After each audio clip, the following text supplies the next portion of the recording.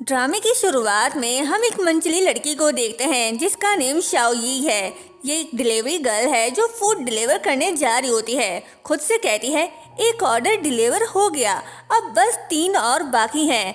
Come on शाओयी, तुम ये कर सकती हो। ये बड़ी खुश होकर अपना ऑर्डर डिलीवर करने जा रही होती है कि तभी रास्ते में एक कपल को देखकर अपना बाइक रोक लेती है और उसका हंसता चेहरा मुरझा जाता है क्योंकि वो अपने बॉयफ्रेंड को अपनी ही स्टेप सिस्टर के साथ चिपकते हुए देख लेती है।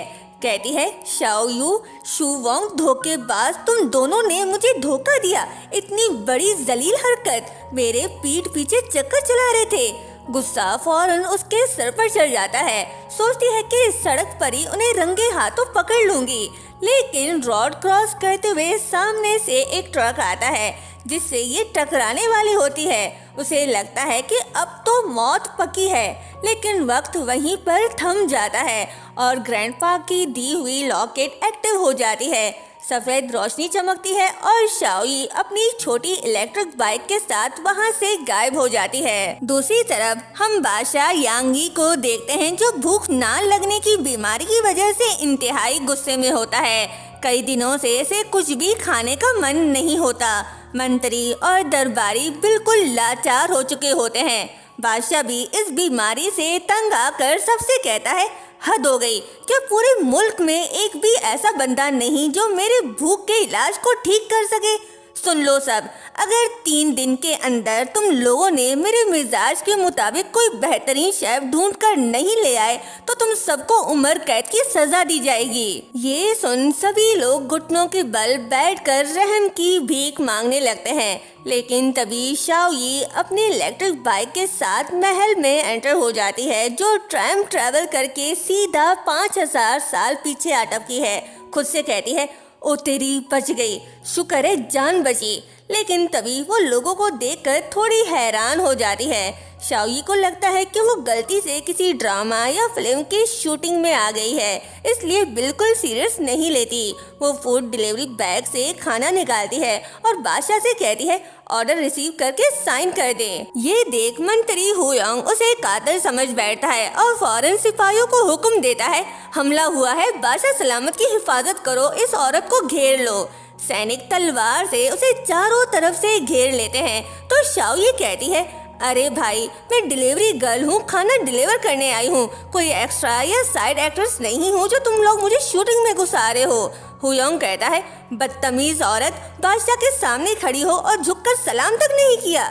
शाओयी कहती है अरे अंकल, कुछ ज्यादा ही एक्टिंग नहीं कर रहे आप, इतना इन कैरेक्टर होने की जरूरत नहीं है। किसका ऑर्डर है ये, जल्दी से साइन करो, मुझे अगला ऑर्डर डिलीवर करने जाना है। ये सुन हुयांग का गुस्सा 7वें आसमान पर चढ़ जाता है। कहता है ये क्या बेहुदा बातें कर रही हो, इसे पकड़ो और मौत के घाट उतार दो। सैनिक उसे पकड़ लेते हैं। वो शाओयी को मारने ही वाले होते हैं कि तभी भूख से बेहाल बादशाह खाने की खुशबू महसूस करता है। उसकी भूख बढ़ जाती है। वो शाओयी को छोड़ने का हुक्म देता है और फिर उसके पास जाकर पूछता है इस डब्बे में क्या चीज है। शाओयी कह रही है ये आपका बीफ बर्गर कॉम्बो और साथ में कॉम्प्लीमेंट्री फ्रूट सैलेड भी।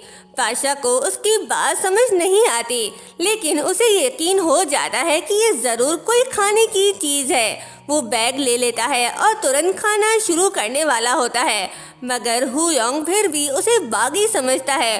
वो बादशाह से कहता है जापना, ये लड़की जादू करने लगती है, हमला करने में नाकाम हुई तो आपको जहर देकर मारना चाहती है। ये सुन शाओयी कहती है ओ भाई साहब, मेरी शक्ल देखो, क्या मैं कहीं से भी तुम्हें कातिल लगती हूँ?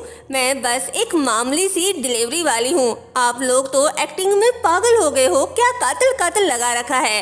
फिर बड़े प्यार से हुयांग से पूछती है वैसे भाई साहब, आप एक दिन में कितनी एक्टिंग फीस लेते हो? हुयांग उसकी बातों पर यकीन नहीं करता, करेगा भी कैसे। वो अब भी उसे बागी समझता है और गुस्से से कहता है तुम्हारी इतनी हिम्मत, तुम खुलेआम शाही लिबास की तौहीन करी हो और वो ताज पहना हुआ है जो उसे बादशाह को पहनने का हक है। ये कत्ल की कोशिश नहीं बल्कि बगावत है। जैसे ही हुयांग ये बात कहता है पूरे दरबार में हंगामा मच जाता है। शाओयी को सैनिक पकड़ लेते हैं, लेकिन बादशाह को किसी चीज की परवाह नहीं होती। वो सिर्फ खाने में मगन रहता है। जैसे ही बर्गर का पहला निवाला लेता है, वो हैरानी से कहता है कि दुनिया में इतना लजीज खाना कैसे हो सकता है। 5 दिन का भूखा बादशाह ना कोई बात सोचता है और ना ही कोई फिक्र, बस एक निवाला बर्गर का, एक चम्मच फ्रूट सैलेड का और मज़े से खाने लगता है। ये मंजर देख तमाम वजीर और अफसर फौरन बादशाह के सामने घुटनों के बल बैठ जाते हैं और उसे मुबारकबाद देते हैं कि उसकी बड़ी बीमारी ठीक हो गई। लेकिन बादशाह सिर्फ खाने में मगन होता है। नीचे कोई क्या कह रहा है उसे कुछ सुनाई नहीं देता। ये मंजर देख शाओयी मुंह बनाकर उसे देख रही होती है कि कोई इतना भुक्खड़ कैसे हो सकता है, लेकिन इसे क्या पता ये बंदा 5 दिन के बाद ही कुछ खा रहा है। खैर, थोड़ी देर बाद जब बादशाह बर्गर और फ्रूट सैलेड खत्म कर लेता है तो उसके चेहरे पर पूरी तसल्ली वाली मुस्कान होती है। वो लेटकर आराम करना ही चाह रहा होता है कि अचानक उसे कुछ ठीक नहीं लगता। वो खाली डब्बा उठाकर शाओयी के पास जाकर कहता है, ये खाना हमें बहुत पसंद आया। माना कि ठंडा हो चुका है और जायका भी पहले जैसा नहीं, फिर भी ये खाना मेरे दिल को भा गया। ये दुनिया का लजीज खाना है, क्या और भी है? बादशाह का मतलब होता है कि उसका पेट अभी भी नहीं भरा। वो पूछ रहा होता है कि क्या और खाना मिल सकता है, लेकिन शाओयी के जहन में तो सिर्फ यहाँ से जल्दी निकलना होता है। वो डब्बा वापस लेती है और बादशाह से कहती है, याद से 5 स्टार दे देना। ये सुनकर बादशाह पूरी तरह से हैरान रह जाता है, जबकि शाओयी अपना फोन निकाल कर लोकेशन सेट करने लगती है, मगर वो हैरान रह जाती है कि मोबाइल में तो बिल्कुल भी सिग्नल नहीं होते। वो पलटकर एक दासी से पूछती है, क्या तुम्हें पता है दी हुआ स्ट्रीट किस तरफ है? दासी थोड़ा डरते हुए कहती है, मोहतरमा हमें माफ कीजिए, गुलाम इस रास्ते से वाकिफ नहीं। ये सुन शाओयी थोड़ा फ्रस्ट्रेट होकर कहती है, तुम इतनी मुश्किल हिंदी क्यों बोल रही हो? उसी वक्त शाओयी को अचानक कुछ बहुत ही गलत महसूस होता है। वो अपने आसपास खड़े लोगों को गौर से देखती है और कुछ देर पहले जो अजीबोगरीब चीजें हो रही थी और वो खौफनाक एक्सीडेंट जिससे वो बाल बाल बची थी, उन सबको याद करती है। तभी उसे असल रियलिटी का एहसास होता है। वो डर के मारे खुद से कहती है, मैं तो गई काम से, ये कोई शूटिंग सेट नहीं, ये तो असल शाही महल है। मैं टाइम ट्रैवल करके पुराने जमाने में आ गई हूँ। वो खुद को संभालते हुए सबसे कहती है, हेलो, आप लोग अपना काम जारी रखिए, मैं बस जा ही रही हूँ। वो अपने बाइक पर बैठकर डर के मारे सोचने लगती है, कहीं मैं अपने खानदानी जेट पैंडेट की वजह से तो यहाँ नहीं आ पहुँची। शाओयी चुपचाप निकलने की कोशिश करती है, मगर बादशाह अचानक उसका हाथ पकड़ लेता है। ऐलान करते हुए कहता है, मैं तुम्हें अपना खास शाही बावर्ची मुकर्रर करता हूँ। अभी के अभी मेरे लिए 10 और पकवान बनाओ, मुझे और खाना है। ये सुन शाओयी तो फौरन हाँ बोल देती है, कहती है अभी ले आती हूँ, और पलटकर अपनी इलेक्ट्रिक बाइक पर बैठ जाती है। पलक झपकते ही वो वापस अपनी मॉडर्न दुनिया में पहुंच जाती है। असल बात यह है कि शाओयी के पास ग्रैंडपा की छोड़ी हुई एक खास लॉकेट होती है। इससे पहनने वाला मॉडर्न और कदीम दौर के दरमियान टाइम ट्रैवल कर सकता है, मगर शाओयी खुद इस सीक्रेट से बिल्कुल अनजान है। जब शाओयी अपने मॉडर्न दुनिया में वापस आती है तो उसके बाइक के सामने एक ओल्ड मैन आता है जिसका नाम लिन मिंग है और वो एक एंटीक डीलर है। बचते बचाते दोनों का टकराव हो जाता है और एक मामूली सा एक्सीडेंट भी हो जाता है, जिससे शाओयी के डिलीवरी बॉक्स में से सब कुछ गिरकर रोड में बिखर जाता है। शाओयी को अंदाजा नहीं कि बादशाह का इस्तेमाल किया हुआ फूड बॉक्स अब एक कदीम चीज बन चुकी है। जब उस बॉक्स पर लिन मिंग की नजर पड़ी तो वो हैरान होकर कहता है, ये तो 1000 साल पुरानी एंटीक्विटी लग रही है। शाओयी उनसे पूछती है कि वो ठीक तो है ना, उन्हें चोट तो नहीं लगी, लेकिन वो तो बॉक्स देखने में बिजी था। चेक करने के बाद वो शाओयी से कहता है, बेटा ये बॉक्स तुम्हें कहाँ से मिला? इसका टेक्सचर, इसकी फिनिशिंग, ये तो कम से कम 1000 साल पुरानी लग रही है। ये सुन शाओयी हैरानी से उसे देखने लगी कि कहीं चोट लगने की वजह से इनका दिमाग तो नहीं खराब हो गया। पूछती है, अंकल आप होश में तो हैं? तो लिन मिंग कहता है, यकीन नहीं आ रहा, हमारे पूर्वजों ने 1000 साल पहले ही प्लास्टिक बना लिया था। ये तो हमारी कंट्री के लिए एक रेवोल्यूशनरी खोज है। ये सुन शाओ को लगा झटका, मन ही मन सोचने लगी, ये तो एक आम सा बॉक्स है, लेकिन ये बुढ़ा इसे एंटीक क्यों बोल रहा है। फिर उसे अचानक समझ आने लगता है कि कहीं मेरा ये डिलीवरी बॉक्स कोई टाइम कैप्सूल तो नहीं जो किसी भी चीज को सदियों पुराना और कीमती बना देता है। अभी शाओ अपने ख्यालों में ही गुप्ती के लिन मिंग ने एकदम से ऑफर दिया, क्या तुम ये खजाना बेचोगी? मैं इसके 50,000 देने को तैयार हूँ। शाओ शॉक्ड में कहती है, 50,000? अंकल ये प्लास्टिक का डब्बा है, क्या सच में इसकी कीमत 50,000 है? लिन मिंग मुस्कुराते हुए कहता है, यही तो तुम नहीं समझ रही, तुम्हारे हाथ में इसकी कोई कीमत नहीं, लेकिन मेरे लिए ये अनमोल है। चलो ऐसा कहते हैं, मैं तुम्हें इसके पूरे 1 लाख देता हूँ। ये सुन शाओ के दिलो दिमाग में बस एक ही गाना गूंजता है,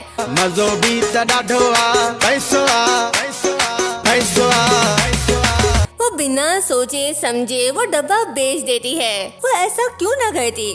उसकी माँ की हालत बहुत खराब थी और हॉस्पिटल के खर्चे आसमान छू रहे थे। महंगे इम्पोर्टेंट दवाइयों के लिए वो दिन रात की नौकरी करती थी।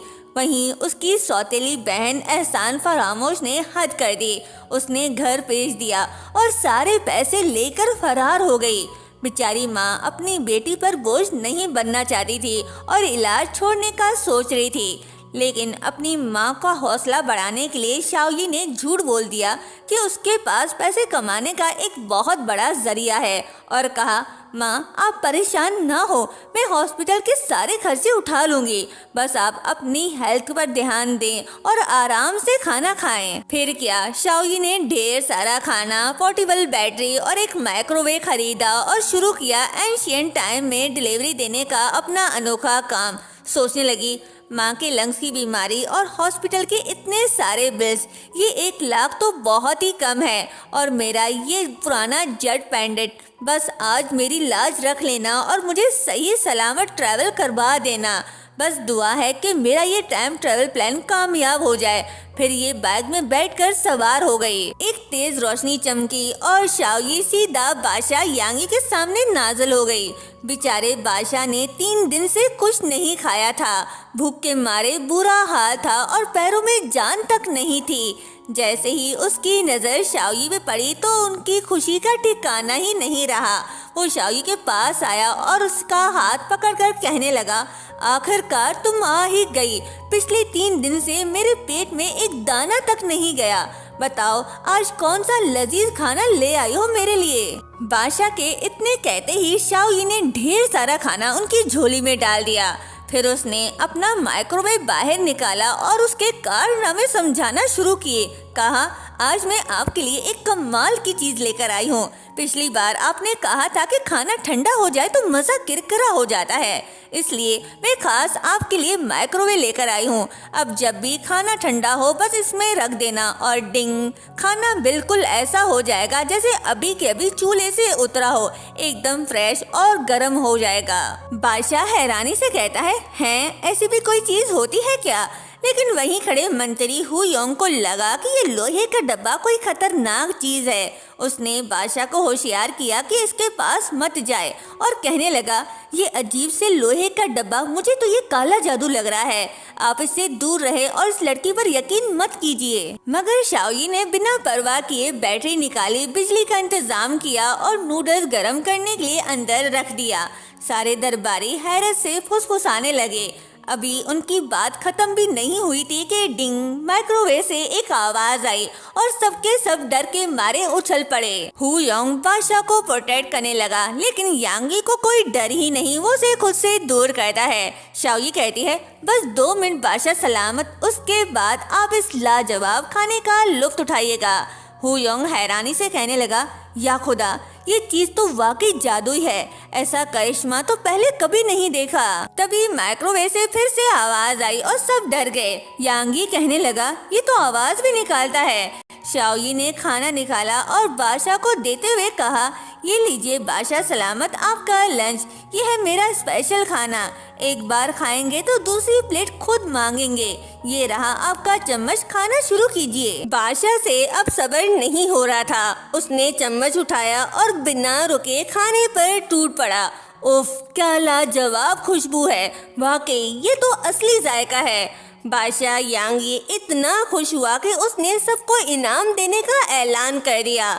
फिर शाओयी दरबारियों से कहती है, क्या आप सबको भी अपना खाना गर्म करवाना है? सब एक साथ कहने लगे, हाँ हाँ जल्दी कीजिए, हमें भी चाहिए। फिर क्या, उसने सबको लाइन पर खड़ा किया और एक एक करके सबको खाना गर्म करके देती गई। ये सबकी तरफ देख खुद से कहती है, इन बेचारे पुराने जमाने के लोगों को तो मैंने चुटकियों में हैंडल कर लिया। फिर यांगी से पूछने लगी, बादशाह सलामत कैसा लगा? तो यांगी सर हिलाकर खुशी से हाँ कहता है। फिर शाओयी ने देखा कि यांगी के मुंह पर खाना लगा है तो टिश्यू से साफ करते हुए बोली, मुंह तो पोंछ लीजिए। बादशाह उसे प्यार से देखने लगा। इसके दिल में बजी प्यार की घंटियां। लगता है प्यार की शुरुआत हो गई। जब शाओयी और यांगी बातों में लगे थे तब मंत्री को चुल मची कि आखिर ये चीज है क्या।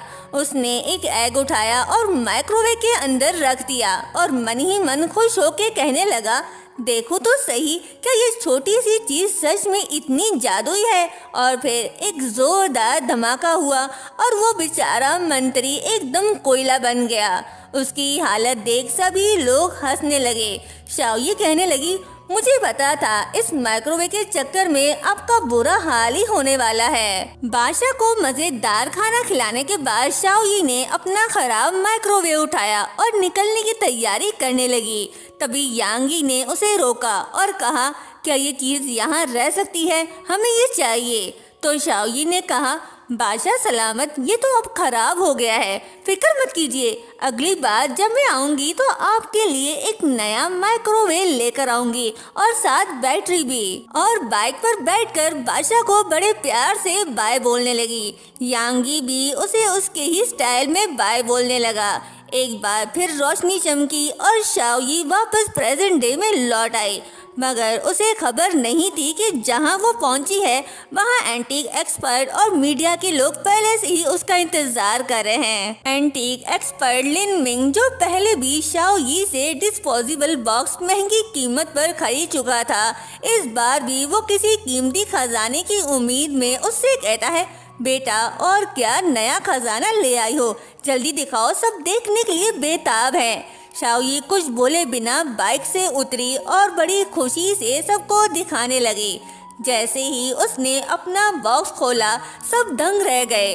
वही पुराना टूटा हुआ माइक्रोवेव जो ब्लास्ट से खराब हो चुका था अब एक नायाब एंशिएंट एंटीक बन चुका है। ये देख सब हैरानी से कहने लगे, माइक्रोवेव, ये क्या मजाक है। ये बात सबके लिए हैरान कुन थी कि हजारों साल पहले भी माइक्रोवेव हुआ करते थे। अगर उसकी हालत पुरानी ना होती तो शायद कोई भी यकीन ना करता। रिपोर्टर लाइव रिपोर्टिंग करते हुए बोली, देखिए दोस्तों, हमारे सामने मौजूद है एक कदीम जमाने का माइक्रोवेव। इसमें एक स्लाइडिंग डोर है और अंदर की तरफ पुराना मेटल लगा हुआ है। इसके बॉटम पर जलने का निशान साफ बता रहा है कि ये सदियों पुराना है। एक्सपर्ट्स का मानना है कि ये कम से कम 4000 साल पुराना है। वहीं एक आर्कियोलॉजिस्ट प्रोफेसर वैंग भी थे जो माइक्रोवेव को ध्यान से देखने के बाद कहते हैं, मैं इस अजूबे के लिए अभी 3 मिलियन देने को तैयार हूँ। मुझे ये अपने लैब में रिसर्च के लिए चाहिए। शाओयी की तो किस्मती खुल गई। ये टाइम ट्रैवल करके गरीब से अमीर बनती जा रही है। ये खबर आग की तरह पूरे इंटरनेट पर फैल गई। हर तरफ इसके ही चर्चे थे। लेकिन बदकिस्मती से ये न्यूज़ शाओयी के एक्स बॉयफ्रेंड और उसकी सौतेली बहन ने भी देख लिया।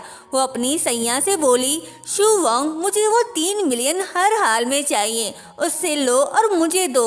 उनकी नीयत खराब हो गई। उन्होंने सोचा कि शाओयी के पास 30 लाख रुपए हैं तो क्यों ना वो उससे छीन लिए जाएं। वैसे भी बीमार माँ के अलावा उसका कोई नहीं, वो उनका कुछ नहीं बिगाड़ सकती। रात को जब शाओई घर वापस जा रही होती है तो दोनों धोखेबाज रास्ते में ही उसे घेर लेते हैं। शाओई बाल बाल बची, वो गुस्से में बोली, अंधे हो क्या, देखकर गाड़ी नहीं चला सकते। जब वो दोनों कार से बाहर निकलते हैं तो शाओई उनसे कहती है, तुम दोनों बेशरम, पिछला हिसाब अभी चुकता हुआ नहीं कि तुम दोनों फिर से सामने आ गए। शू वोंग कहने लगा, बड़े पर निकल आए तुम्हारे। शाओई, सुना है आजकल बहुत पैसे कमा रही हो, थोड़े अपने भाई को भी दे दो, तुम दोनों बहनों को तो मैं अकेला ही संभाल लूंगा।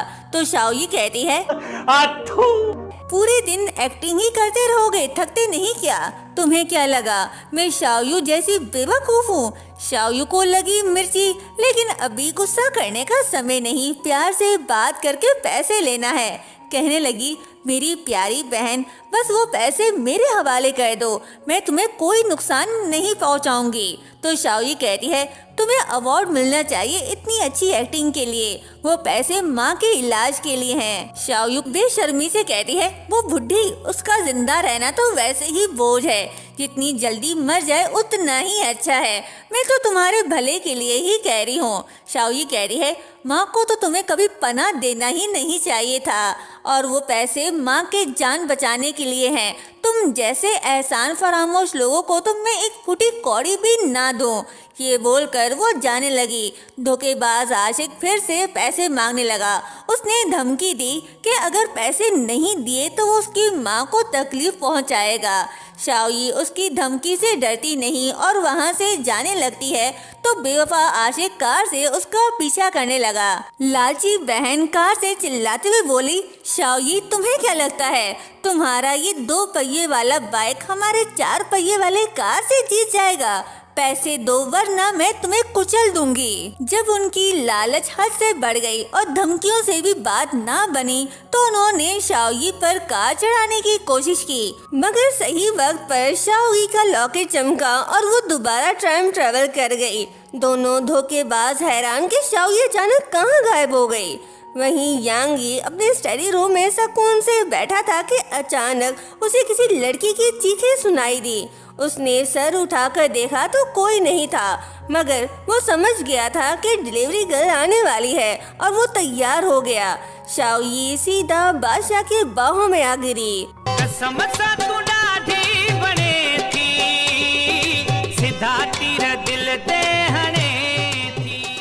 दो मिनट अपने बाहों में प्यार से देखने के बाद यांगी ने उसे छोड़ दिया। फिर उसने देखा कि शाओई के चेहरे पर कुछ लगा हुआ है तो वो साव करते हुए कहता है, ये तुम्हारा हुलिया ऐसा क्यों हो गया है? शाओई कहती है, बस एक छोटा सा एक्सीडेंट हो गया था। यांगी को लगा कि इस बार भी कोई लजीज खाना लेकर आई हो तो वो कहता है, अच्छा छोड़ो, इस बार मेरे लिए क्या स्पेशल खाना ले आई हो? शाओई कहती है, अरे सॉरी बादशाह सलामत, इस बार मैं जरा जल्दी में थी तो खाली हाथ ही आ गई। फिर मन ही मन सोचती है, गई काम से, उसे खाने को कुछ नहीं मिला तो कहीं वो गुस्से में ना आ जाए। लेकिन यांगी बिल्कुल भी नाराज नहीं होता, कहता है कोई बात नहीं, अगली बार ले आना, बैठो यहाँ, तुम थक गई हो, थोड़ी चाय पी लो। शाओई खुश हुई। यांगी उसे बिठाता है और बड़े प्यार से चाय देता है पीने के लिए। शाओई फटाफट वो पी लेती है। फिर यांगी ने दिल खोलकर बात शुरू की। वो उसे बताने लगा, सच तो ये है कि मुझे बचपन से ही भूख ना लगने की बीमारी थी। महल के बड़े से बड़े डॉक्टर ने हर तरह का इलाज करके देख लिया पर कोई फायदा नहीं हुआ। पिछली बार जब तुम यहाँ आई थी तब मुझे खाना खाए 5 दिन हो चुके थे। शाओई हैरानी से कहती है, क्या 5 दिन से कुछ नहीं खाया था? तो यांगी उसका हाथ पकड़कर कहता है, हाँ, तुमने मेरी भूख ना लगने की बीमारी खत्म की और मेरे लिए इतना स्वादिष्ट खाना ले आई, मगर अफसोस मुझे अब तक तुम्हारा नाम नहीं पता। तो वो कहती है, मेरा नाम शाओई है, आप मुझे बस शाओई कहकर बुला सकते हो। यांगी कहता है, शाओई बहुत प्यारा नाम है, देखो तुमने मेरी सदियों पुरानी तकलीफ दूर की है, इसलिए आज मैं तुम्हें इनाम देना चाहता हूँ। इस खजाने में से जो दिल करे उठा लो, सब तुम्हारा है। शाओई कहती है, क्या सच में मैं कुछ भी ले सकती हूँ? यांगी कहता है हाँ बिल्कुल। ये सुनते ही शाओई के दिल में लड्डू फूटने लगे। उसने सोचा अगर ये सारा माल मैं अपने जमाने में ले गई तो मैं तो करोड़पति बन जाऊंगी। यांगी को लगा कि वो बेचारी एक दो चीजें ही लेगी, मगर मैडम ने तो निकाल लिया एक बड़ा सा बैग। वो तो बादशाह के पूरे कमरे को साफ करने के चक्कर में थी। यांगी हैरानी से उसे देखने लगा तो शाओई कहती है मैं बिल्कुल भी शर्म नहीं करूंगी, जो हाथ आया उठा लूंगी। यांगी हंस पड़ा और शाओई सामान उठाने में लग गई। यांगी भी उसकी हेल्प करने लगा। फिर शाओई ने बादशाह का तलवार उठाया और बड़े प्यार से कहने लगी मैंने इतना सब कुछ उठा लिया, कहीं आप मुझसे नाराज तो नहीं होंगे ना? यांगी कहता है फिक्र मत करो, अगर तुम इस पूरे महल की हर चीज भी मांग लो तो मैं खुशी खुशी देने को तैयार हूँ। अभी वो सारा सामान समेट ही रही थी कि उसकी नजर मेज पर रखे रॉयल सील पर पड़ी। वो उसे उठाकर कहती है वाह, ये पत्थर तो बड़ा ही चमकीला और शानदार है, चलो ये भी मेरा हुआ। यांगी घबरा कर कहता है अरे शाओई ये नहीं, ये तो हमारा खानदानी मोहर है, हमारे सल्तनत की पहचान है। शाओई को बिल्कुल भी अंदाजा नहीं कि वो क्या उठा रही है। उसके लिए तो वो बस एक मामूली पत्थर है। कहती है अरे बादशाह फिक्र मत कीजिए, एक मामूली सा पत्थर ही तो है, इसके बदले में स्टेनलेस स्टील वाला नया पीस लेकर आऊंगी, इससे भी ज्यादा चमकने वाला। यांगी कह रहा है लेकिन शाओई मेरी बात सुनो। मगर शाओई ने कहाँ सुननी थी। उसने जल्दी से सारा खजाना बैग में भरा और वहाँ से 9 2 11 हो गई। लेकिन उसे अंदाजा नहीं कि वो अपने साथ किसी और को भी ले आई। वहीं दूसरी तरफ 3 एक्सपर्ट्स अभी तक उस पुराने माइक्रोवेव पर अपना सर खपा रहे थे कि अचानक हमारी हीरोइन अपनी स्कूटी पर सवार होकर उनके सामने नाज़िल हो गई। लिन बॉसी को देख खुशी से कहते हैं बेटा तुम आ गई। हाँ तो इस बार क्या खास चीज ले आई हो, जल्दी निकालो और सबको दिखाओ, हम सब बेसब्री से इंतजार कर रहे हैं। शाओई एक्साइटेड होके कहती है सर इस बार जो मैं लेकर आई हूँ वो देखकर आप। मगर जैसे ही उसने पीछे मुड़कर देखा तो उसकी जान ही निकल गई। बादशाह यानी को देख उसे जोर का झटका लगा। वो घबरा कर पूछती है आप यहाँ कैसे? थोड़ी देर सोचने के बाद वो समझ जाती है कि बादशाह को अपने साथ ही खींच कर लेकर आई जब बादशाह मोहर के चक्कर में उसके पीछे भागा था। शाओई यांगी को सच नहीं बताना चाहती कि वो यहाँ उसका सामान बेचने आई है, इसलिए वो उसे झूठ कहती है बादशाह सलामत, यहाँ हम एक गेम खेल रहे हैं, आपने बस चुप रहना है, कुछ बोलना नहीं है, ठीक है? वो फिर से उसे समझाती है कि बिल्कुल खामोश रहना। यांगी को अंदाजा भी नहीं कि शाओई उसका शाही खजाना बेचने आई है। एक्सपर्ट्स ने जब यांगी को देखा तो उन्हें कुछ अजीब सा लगा, मगर उन्होंने ज्यादा ध्यान नहीं दिया और शाओई के लाए पुरानी चीजों को चेक करने लगे। शाओई लिन बॉस से कहती है इस बार मैं आपके लिए टॉप क्वालिटी की चीजें लेकर आई हूँ, ये देखिए। सभी एक्सपर्ट्स देखकर हैरान होते हैं। मिस्टर लिन कहता है ये तो ऐसा लग रहा है जैसे किसी दूसरी दुनिया से आए हों, यकीन नहीं आ रहा, अनबिलीवेबल। ये सुन यांगी मुस्कुरा कर सोचता है ये सब तो मेरे स्टडी रूम की आम सी चीजें हैं और इनके नजरों में ये किसी दूसरी दुनिया का खजाना बन गया। बेवकूफ है ये। शाओई कहती है लिन बॉस आपको कैसा लगा, इनकी क्या कीमत होगी? और फिर बड़ी एक्साइटेड होकर यांगी की तलवार दिखा रही है तो लिन बॉस कहता है अरे मेरी माँ जरा संभल कर, इतना जज्बाती होने की जरूरत नहीं। लेकिन जैसे ही वो तलवार को देखते हैं तो उसे गहराई से चेक करने लगते हैं। उसे पता चल जाता है कि ये तलवार आम तलवार नहीं। कहते हैं ये तो दाशियान सल्तनत की तलवार है, तकरीबन 5000 साल पुरानी। कहा जाता है ये दाशियान के पहले बादशाह यांगी की अपनी तलवार है, ये नामुमकिन है। ये सुनते ही यांगी के कान खड़े हो गए। उसे लगा कि कुछ तो गड़बड़ है। शाओई यांगी की तरफ मन ही मन सोचती है बाप रे, पहला बादशाह, मैंने कभी सोचा भी नहीं था कि वही है, काश मैंने पहले ही उसका नाम पूछ लिया होता। तभी यांगी कहता है बिल्कुल सही, ये तलवार मेटेओराइट से बनी है और इस पर एंशिएंट लिखावट है। इसमें बेपनाह ताकत है और निकालते ही ये बिजली की तरह चमकती है, हर चीज को मक्खन की तरह काट देती है। ये सुन लिन बॉस उसे इम्प्रेस होकर कहता है, मानना पड़ेगा इतनी कम उम्र में भी तुम्हें बादशाह की तलवार के बारे में इतना कुछ पता है। फिर तो तुम्हें ये भी पता होगा कि ये सिर्फ बादशाह यांगी की तलवार है और सदियों से आज तक उनके सिवा कोई नहीं निकाल पाया। शाओयी मन ही मन सोचती है, ओहो इतनी कीमती तलवार उन्होंने मुझे यहाँ लाने दी, यकीन नहीं आता। तभी लिन बॉस कहता है, बेटा मैं ये सारी पुरानी चीजें खरीद रहा हूँ, इनकी कीमत कम से कम 10 मिलियन से ज्यादा होगी, चलो मेरे साथ डील करते हैं। अभी बात बन ही रही थी कि लालची बहन और धोखेबाज बॉयफ्रेंड वहाँ अटक के उन्होंने हंगामा खड़ा कर दिया। शाओयू बीच में आकर कहती है, ये सब फेक है, यहाँ तक कि वो माइक्रोवेव भी एक धोखा है, इसने आपको उल्लू बनाया है। शू वोंग मजाक उड़ाते हुए कहता है, सोचा नहीं था कि मशहूर लिन बॉस भी इस लड़की के हाथों धोखा खा जाएंगे। लिन बॉस गुस्से में कहता है, तुम्हारा क्या मतलब है? शाओयू कहती है, सुना है आपने कुछ दिन पहले ही 30 लाख में कोई एंशियंट माइक्रोवेव खरीदा था। तो शू वोंग हंसते हुए कहता है, तुम उसकी बात कर रही हो? तुम्हें लगता है कि वो 5000 साल पुरानी एंटीक है? मुझे तो हंसी आ रही है। तभी एक एक्सपर्ट कहता है, वो एंशियंट माइक्रोवेव एक्सपर्ट्स की तरफ से वेरीफाई हो चुका है, हर तरह के एडवांस टेक्नोलॉजी से टेस्ट किया गया है और ये साबित करता है कि ये एंशियंट एरिया की चीज है। क्या तुम आज के मॉडर्न साइंस पर सवाल उठा रहे हो? और माइक्रोवेव के अंदर यूज करने के साफ निशान है, जिससे ये बात साबित होती है कि 5000 साल पहले भी ये सब हुआ करता था। लेकिन बेवफा आशिक कहाँ यकीन करने वाला था, इसे किसी भी तरह शाओयी को झूठा साबित करना था ताकि उसे कोई पैसे ना मिले। वो कहता है, अंकल माइक्रोवेव बिजली से चलता है, क्या 5000 साल पहले बिजली थी? और आप जिस निशान की बात कर रहे हो ये सब इस औरत शाओयी की चालाकियां हैं, वो सबको पागल बना रही है। शाओयी चिल्लाकर कहती है, बकवास बंद करो। तो शाओयू कहती है, तुम चुप रहो, तुम साबित कैसे करोगे कि तुम्हारी ये चीजें असली हैं या नकली? तभी यांगी गुस्से में कहता है, मैं साबित कर सकता हूँ कि ये चीज वाकई में बादशाह ने इस्तेमाल की है। शाओयी घबरा गई, इसने यांगी को चुप रहने को कहा था, लेकिन उसने अपना मुंह खोल दिया। अगर इसने बता दिया कि यही वो बादशाह है जिसकी ये चीजें सब देख रहे हैं तो गड़बड़ हो जाएगी। लिन बॉस यांगी की बात सुन कहते हैं, अरे वाह, तुम्हें भी एंटीज की अच्छी समझ है। अच्छा तो बताओ इन पुरानी चीजों की क्या कीमत होगी? शाओयू मजाक उड़ाते हुए कहती है, अच्छा तो बादशाह ने इस्तेमाल किया था, तुम्हें कैसे पता? तुम खुद बादशाह हो क्या? और अब तुम साबित भी करोगे?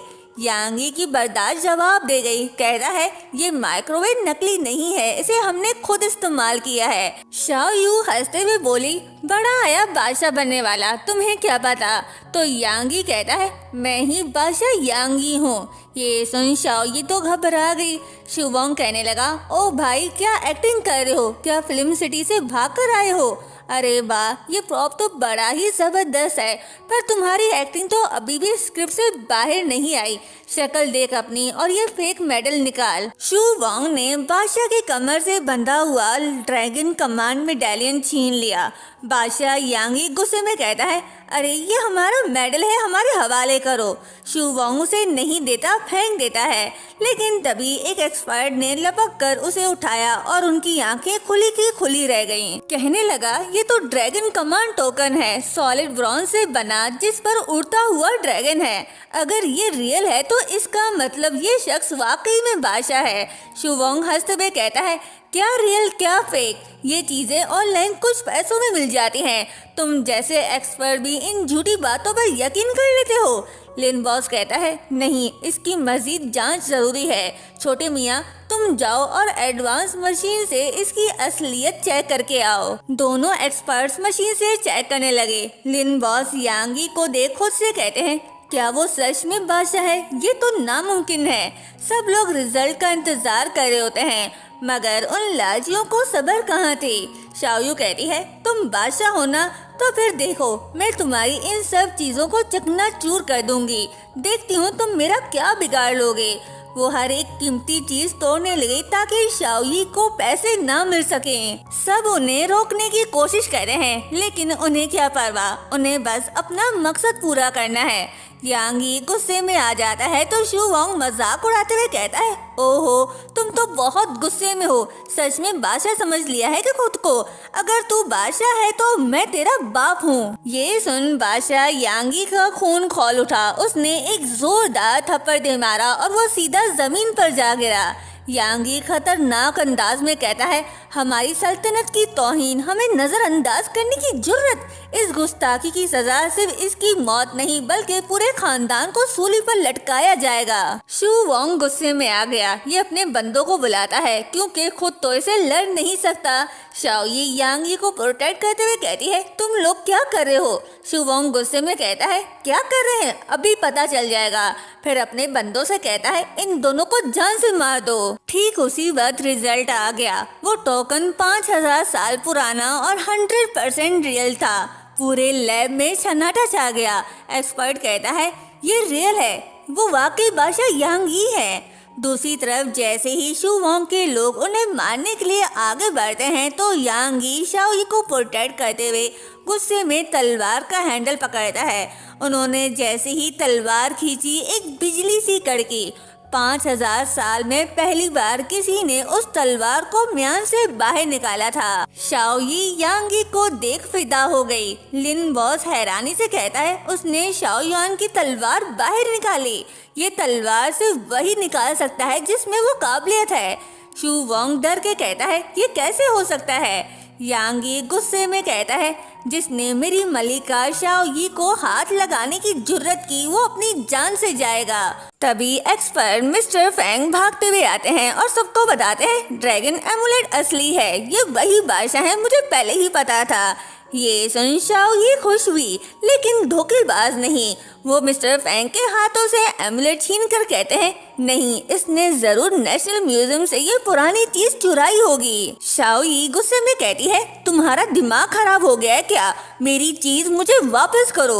वो उसे छीनने की कोशिश करती है लेकिन शू वोंग उसे नहीं देता और उसे धक्का देने लगता है तो यांगी उसका हाथ पकड़कर कहता है, सुना नहीं तुमने क्या कहा? उसने वापस करो।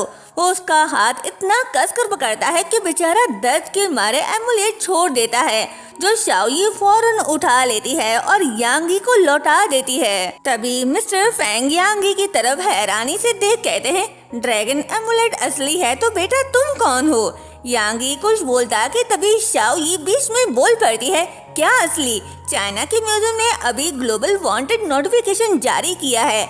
ड्रैगन एमुलेट जो वहाँ हजारों सालों से रखा था वो अभी वहाँ से गायब हो गया है। तो यांगी फिर से तलवार निकालकर उसकी तरफ तान कर कहता है, जरूर तुमने ही चुराई होगी। बकवास बंद करो वरना यही मौत के घाट उतार दूंगा। तभी मिस्टर लिन हैरान होकर कहते हैं, ये कैसे मुमकिन है? इसने शाओयुआन तलवार निकाली, सिर्फ बादशाह ही इस तलवार को निकाल सकता है और इसने तो कितनी आसानी से इसे बाहर निकाला। शाओयू जो डर के मारे कांप रही थी कहती है, इम्पॉसिबल, ये तलवार फेक है। लिन बॉस तुरंत जवाब देता है, ड्रैगन टोकन वेरिफिकेशन के मुताबिक सब कुछ असली है तो शाओयुआन तलवार कैसे फेक हो सकती है। तभी मिस्टर फैंग मोबाइल उठा के कहते हैं, मुझे अपने टीचर मिस्टर चैन को बताना होगा, ये खबर पूरी दुनिया को हिला कर रख देगी। दूसरी तरफ हम मिस्टर चैन को देखते हैं जो फेमस आर्कोलॉजी एक्सपर्ट हैं। उनका फोन बजता है और कॉल सुनते ही उसके होश उड़ जाते हैं। आगे से मिस्टर फैंग कहते हैं, सर शायद आपको यकीन नहीं होगा लेकिन सम्राट यांगी बिल्कुल मेरे सामने खड़े हैं और ये तलवार ये वही असली शाओयुआन तलवार है। वो साथ ही मिस्टर चैंग को यांगी की तस्वीर भी भेज देते हैं। तस्वीर को ध्यान से देखने के बाद मिस्टर चैंग की आंखें फटी रह जाती हैं। वो हैरानी से कहते हैं, ये कैसे हो सकता है? मिस्टर फैंग कहते हैं, सर आपका स्टूडेंट आपसे रिक्वेस्ट करता है कि आप खुद यहाँ आइए। हमें एक स्पेशल टास्क फोर्स बनानी होगी ताकि इस हिस्टोरिकल ट्रुथ का पता लगाया जा सके। यांगी अपनी तलवार वापस म्यान में डाल देता है तो ये देख नाजुक अली शाओयू डर के पीछे हट जाती है। शाओयी लिन बॉस से कहती है, आप देख रहे हैं ना, ये मेरी बाकी की चीजें हैं, जरा चेक करके बताएं इनकी टोटल वैल्यू क्या होगी। तो मिस्टर फैंग कहते हैं, ये कोई आम पुरानी चीजें नहीं है, ये सब बेहद कीमती हैं। इन्हें तो सीधा नेशनल म्यूजियम में होना चाहिए। ये सुन शाओई को झटका लगा। कहती है तो क्या इसका मतलब मुझे 1 रुपया भी नहीं मिलेगा? मिस्टर लिन कहते हैं अरे शाओई घबराओ मत, जो चीजें तुम ले आई हो वो नेशनल ट्रेजर हैं। उनकी असल वैल्यू के हिसाब से तुम्हें गवर्नमेंट की तरफ से अच्छा खासा रिवॉर्ड मिलेगा। तुम चिंता मत करो, अमाउंट बहुत बड़ा होगा। शाओ यू शू वोंग को इशारा करती है कि कुछ करो। तभी मिस्टर फैंग की नजर मोहर पे पड़ती है और वो चिल्लाकर कहते हैं ये तो इंपीरियल जेट सील है। ये सुन सभी हैरान रह जाते हैं। जैसे ही वो उसे चेक करते हैं तो उन्हें एहसास होता है कि ये असली सम्राट यांगी का मोहर है। मिस्टर फैंग कहते हैं ये इंपीरियल जेट सील बिल्कुल असली है। हजारों सालों से जो चीज गायब थी वो आखिरकार मिल ही गई। मिस्टर लिन कहते हैं अगर इस मोहर के सिर्फ 8 अक्षर भी पेपर पर लग जाएं तो उस कागज की कीमत करोड़ों में हो जाएगी। तो मिस्टर फैंग तुरंत शाओई से कहते हैं तुम्हें हमारे साथ रिसर्च इंस्टीट्यूट चलना होगा।